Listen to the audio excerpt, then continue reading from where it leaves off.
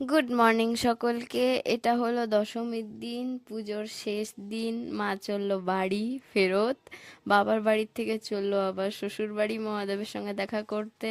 এবং সেই দুঃখে আমরা সবাই মিলে এখন সিঁদুর খেলছি। হ্যাঁ, দুঃখই একদিক থেকে, কারণ মা চলে যাচ্ছে, কিন্তু যাওয়ার মধ্যে একটা আনন্দ আছে যে আবার পরের বছর ফেরত আসবে। কোনো কিছু শেষ হবার পরে সেটার ফেরত আসার দাম যেন আরো বেশি বেড়ে যায়। তাই আমরা সবাই মিলে সিঁদুর খেলে লাস্ট বারের মতন ঢাকের আওয়াজ, দুর্গাপূজার স্পেশাল লাস্ট বারের মতন ঢাকের আওয়াজ শুনে মাকে বিদায় জানাচ্ছি। আমার মতো ভ্লগস রেকর্ড করে পোস্ট করতে হয়তো কেউ এত দেরি করবে না।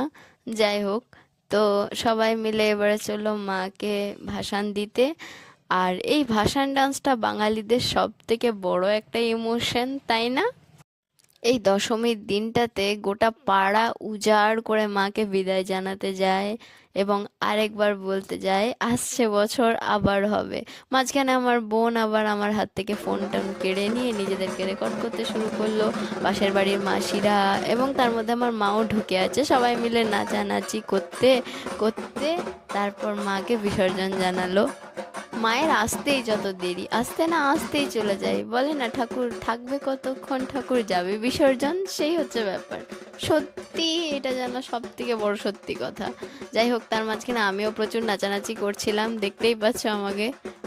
সবুজ রঙের শাড়িটা পরে, সরি, সবুজ রঙের শাড়িটা পরে আমাকে দেখতেই পাচ্ছ।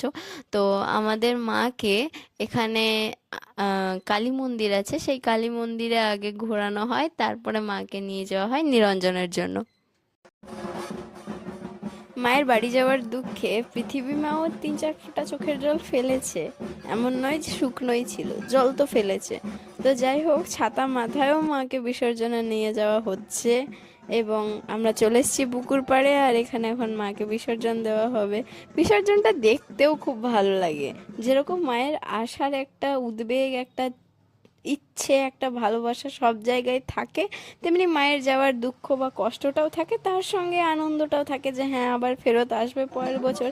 এবং ওই অপেক্ষাটাই যেন সব থেকে বেশি আনন্দের, তাই না?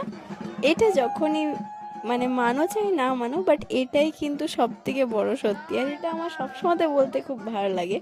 কারণ কি, ওই আনন্দটাই আছে যেটা আমাদের বাঙালিদের মধ্যে সব সময়তে জেগে থাকে, সব সময়তে একটা এনার্জি ক্রিয়েট করে রাখে আমাদের মধ্যে, যাতে মাকে আবার আমরা স্বাগত জানাতে পারি।